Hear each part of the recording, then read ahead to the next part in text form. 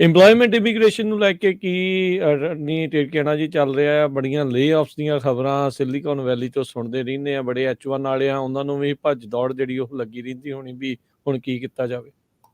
ਹਾਂਜੀ, ਮੈਂ ਭਾਜੀ ਉਸ ਤੋਂ ਪਹਿਲਾਂ ਇੱਕ ਥੋੜਾ ਜਿਹਾ ਟਾਈਮ ਲਵਾਂਗਾ ਤੁਹਾਡੀ ਆਡੀਅנס ਦਾ। ਜੀ। ਤੇ ਸਾਡਾ ਇੱਕ ਗੂਗਲ ਦਾ ਪੇਜ ਆ। ਮੈਂ ਜਦੋਂ ਰੇਡੀਓ ਤੇ ਸ਼ੋਅ ਸ਼ੁਰੂ ਕੀਤਾ ਸੀਗਾ, ਮੇਰੀ 5 ਆਊਟ ਆਫ 5 ਰੇਟਿੰਗ ਸੀਗੀ। ਜੀ। ਤੇ ਉਰੇ ਆਈਦਾ ਵਾ ਤੇ ਮੈਂ ਕਿਹਾ ਸੈਟਰਡੇ ਨੂੰ ਆ ਕੇ ਪ੍ਰੋਗਰਾਮ ਵੀ ਕਰੀਦਾ, ਲੋਕਾਂ ਦੀ ਉਹ ਵੀ ਕਰੀਦੀ, ਤੇ ਮੈਨੂੰ 10-12 ਸਾਲ ਮੈਂ ਕਿਹਾ 5 ਆਊਟ ਆਫ 5 ਹੀ ਰੇਟਿੰਗ ਰਹੀ। ਤੇ ਇਹ 6 ਮਹੀਨੇ 'ਚ ਮੈਂ ਕਿਹਾ ਇਹ ਆਪਣੀ ਜਨਤਾ ਦਾ ਕਹਿ ਲਓ, ਕਈ ਥੈਂਕਫੁਲ ਵੀ ਗਏ ਉਹ ਵੀ ਆ।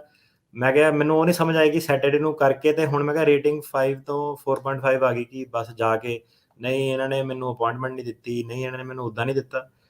ਸੋ ਇੱਦਾਂ ਦੇ ਵੀ ਬਥੇਰੇ ਐਲੀਮੈਂਟ ਆ, ਪਰ ਇਹ ਹੈ ਕਿ ਜਿਹੜੇ ਸਾਡੇ ਨਾਲ ਜੁੜੇ ਹੋਏ ਆ, ਜੇ ਤੁਹਾਨੂੰ ਸਾਡਾ ਸ਼ੋਅ ਪਸੰਦ ਆ, ਸਾਡੀ ਵਰਕ ਤੁਹਾਨੂੰ ਪਸੰਦ ਆ, ਤਾਂ ਇਹੀ ਹੈ ਕਿ ਗੂਗਲ ਦਾ ਪੇਜ ਆ, ਪਲੀਜ਼ ਉੱਥੇ ਜਾ ਕੇ ਰਿਵਿਊ ਕਰੋ। ਜੋ ਵੀ ਤੁਹਾਨੂੰ ਤਾਰੇ ਤੂਰੇ ਲੱਗਦੇ ਆ ਵਧੀਆ ਦੇਣੇ ਦਿਓ, ਆਪਣਾ ਕਮੈਂਟ ਛੱਡੋ। ਤੇ ਇਹ ਹੈ ਕਿ ਮੈਂ ਕਿਹਾ ਨੈਗੇਟਿਵ ਫੋਰਸਿਸ ਜਿਹੜੀਆਂ ਉਹ ਜ਼ਿਆਦਾ ਆਊਟਵੇ ਕਰ ਰਹੀਆਂ ਕਿ ਪੋਜ਼ੀਟਿਵ ਨਾਲੋਂ। ਜਿਹੜੇ ਹੁਣ ਤਾਰੀਫ ਕਰਦੇ ਆ, ਪਰ ਇੱਦਾਂ ਕਿ ਹੁਣ ਮੂੰਹ ਜਵਾਨੀ ਵਾਲੀ ਤਾਰੀਫ ਨੂੰ ਤਾਂ ਕਹਿ ਲਓ ਕਿ ਲੋਕੀ ਗਿਣਤੀ ਮਿੰਤੀ ਦੇ ਵਿੱਚ ਨਹੀਂ ਲੈ ਕੇ ਆਉਂਦੇ। ਇਹਨਾਂ ਦਾ ਕਿਹੜਾ ਪੰਕਜ ਕੁਮਾਰ ਕੋਈ ਕਿ ਮੈਨੂੰ ਬਈ ਅਪੁਆਇੰਟਮੈਂਟ ਬੜੀ ਇਹਨਾਂ ਨੇ ਲੇਟ ਦਿੱਤੀ, ਆਈ ਹੇਟ ਦਿਸ ਪਲੇਸ। ਮੈਂ ਕਿਹਾ ਯਾਰ ਹੁਣ ਤੈਨੂੰ ਮੈਂ ਘਰੇ ਬੁਲਾ ਕੇ ਤਾਂ ਅਪੁਆਇੰਟਮੈਂਟ ਦੇਣੀ ਨਹੀਂ ਹੈ ਨਾ, ਜਿੰਨਾ ਕੁ ਬੰਦੇ ਕੋਲ ਟਾਈਮ ਆ ਉਹਦੇ ਹਿਸਾਬ ਨਾਲ ਬੰਦਾ ਕਰ ਸਕਦਾ। ਸੋ ਇਹ ਹੈ ਕਿ ਤੁਹਾਨੂੰ ਫੇਰ ਚੱਲੋ ਆਪਣੇ ਨਾਲ ਵੀ। ਸੋ ਐਂਡ ਆਫ ਦਾ ਡੇ ਕੀ ਹੈ ਕਿ ਮੇਰੇ ਤੇ ਕੋਈ ਓਬਲੀਗੇਸ਼ਨ ਨਹੀਂ ਹੈਗੀ ਕਿ ਆ ਕੇ ਮੈਂ ਸੈਟਰਡੇ ਨੂੰ ਆਪਣਾ ਟਾਈਮ ਭੰਨਣਾ। ਕਿ ਜੇ ਮੈਨੂੰ ਅਲਟੀਮੇਟਲੀ ਕੀ ਹੈ ਕਿ ਇਟਸ ਅ 2 ਵੇ ਸਟਰੀਟ। ਤੇ ਸੋ ਇਹ ਹੈ ਕਿ ਜਿਹੜੇ ਸੁਣਦੇ ਆ, ਜਿਹਨਾਂ ਨੂੰ ਵਧੀਆ, ਤੁਹਾਨੂੰ ਰਿਕੁਐਸਟ ਆ, ਜਾਓ ਉੱਥੇ ਪਲੀਜ਼ ਆਪਣਾ ਜੋ ਵੀ ਤੁਹਾਨੂੰ ਫੇਅਰ ਲੱਗਦਾ ਫੇਅਰ ਰੇਟਿੰਗ ਛੱਡੋ। ਤੇ ਇਸ ਵੇਲੇ ਲੋੜ ਵੀ ਹੈ। ਤਾਂ ਹੁਣ ਇਹ ਹੈ ਕਿ ਇੱਕ ਬੰਦਾ ਜੇ ਕਰ ਰਿਹਾ ਤੁਸੀਂ ਉਹਨੂੰ ਥੱਲੇ ਸੁੱਟ ਰਹੇ ਆ, ਜਿਹੜਾ ਬੰਦਾ ਨਹੀਂ ਕਰਦਾ ਉਹਨੂੰ ਤੁਸੀਂ ਤਾਂ ਚੱਕ ਰਹੇ। ਮੈਂ ਕਿਹਾ ਉਹਦੇ ਵਿੱਚ ਕੀ ਫਿਰ ਫੇਅਰਨੈਸ ਵਾਲੀ ਗੱਲ ਆ ਜਾਂਦੀ, ਰਾਈਟ? ਜੀ ਬਿਲਕੁਲ।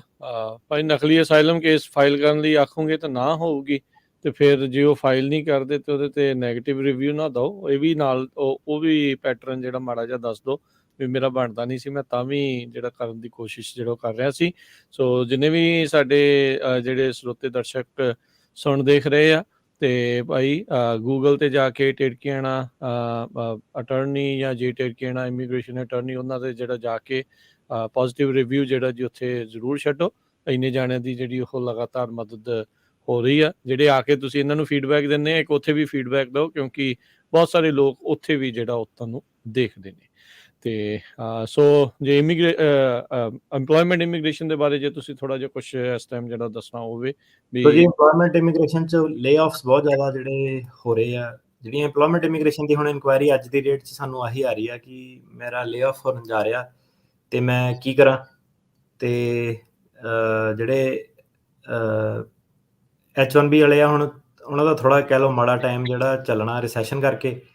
ਤੇ ਉਹਨਾਂ ਦੇ ਵਾਸਤੇ ਬਸ ਇਹੀ ਹੈ ਕਿ ਟੈਂਪਰੇਰੀਲੀ ਉਹ ਟੂਰਿਸਟ ਵੀਜ਼ੇ ਤੇ ਕਨਵਰਟ ਕਰ ਸਕਦੇ ਆ। 6 ਮਹੀਨੇ ਉਹਨਾਂ ਨੂੰ ਮੁਹਲਤ ਮਿਲ ਸਕਦੀ ਆ ਰਹਿਣ ਦੀ, ਤੇ 6 ਮਹੀਨੇ ਦੇ ਵਿੱਚ ਦੁਬਾਰਾ ਉਹ ਜੌਬ ਲੱਭ ਕੇ ਵਾਪਸ ਆਪਣਾ H1B ਤੇ ਜਾ ਸਕਦੇ ਆ।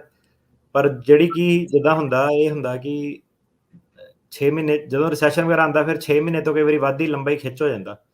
ਸੋ ਅੱਜ ਦੀ ਡੇਟ 'ਚ H1B ਵਾਲਿਆਂ ਨੂੰ ਇਹ ਜਿਹੜੇ ਚੈਲੰਜ ਆ ਇਹ ਫੇਸ ਕਰਨੇ ਪੈ ਰਹੇ। ਜੀ ਜੀ। ਤੇ ਆਪਾਂ ਇੱਕ ਬ੍ਰੇਕ ਲੈਣੀ ਹੈ, ਤੇ ਬ੍ਰੇਕ ਤੋਂ ਬਾਅਦ ਦੇ ਵਿੱਚ ਸਰੋਤਿਓ ਫਿਰ ਆਪਾਂ ਕਾਲਸ ਜਿਹੜੀਆਂ ਤੁਹਾਡੀਆਂ ਲੈਣੀਆਂ। ਕਾਲਸ ਕਰਨ ਦੇ ਲਈ ਨੰਬਰ 408 272 5200 4082725200 ਇਸ ਨੰਬਰ ਦੇ ਉੱਤੇ ਕਾਲ ਕਰਕੇ ਤੁਸੀਂ ਅਟਰਨੀ ਟਿਰਕੇਣਾ ਜੀ ਨੂੰ ਜਿਹੜੇ ਉਹ ਆਪਣੇ ਸਵਾਲ ਆ ਉਹ ਪੁੱਛ ਸਕੋਗੇ। ਤੇ ਕੋਈ ਇਨਵੈਸਟਮੈਂਟ ਇਮੀਗ੍ਰੇਸ਼ਨ ਨੂੰ ਲੈ ਕੇ ਕੋਈ ਨਿਊਜ਼ ਵਗੈਰਾ ਕੁਛ ਹੈ ਜਾਂ ਕੀ ਉਸ ਦੇ ਬਾਰੇ ਲੇਟੈਸਟ ਚੱਲ ਰਿਹਾ?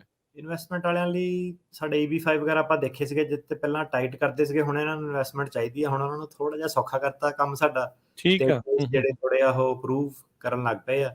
ਤੇ ਇਨਵੈਸਟਮੈਂਟ ਵਾਲਿਆਂ ਲਈ ਵਧੀਆ ਗੱਲ ਆ। ਜਦੋਂ ਰਿਸੈਸ਼ਨ ਆਉਂਦਾ ਤੇ ਅਮਰੀਕਾ ਨੂੰ ਪੈਸੇ ਚਾਹੀਦੇ ਹੁੰਦੇ ਆ, ਤੇ ਇਨਵੈਸਟਮੈਂਟ ਵਾਲਿਆਂ ਨੂੰ ਫਿਰ ਵੈਲਕਮ ਕਰਦੇ ਜ਼ਿਆਦਾ।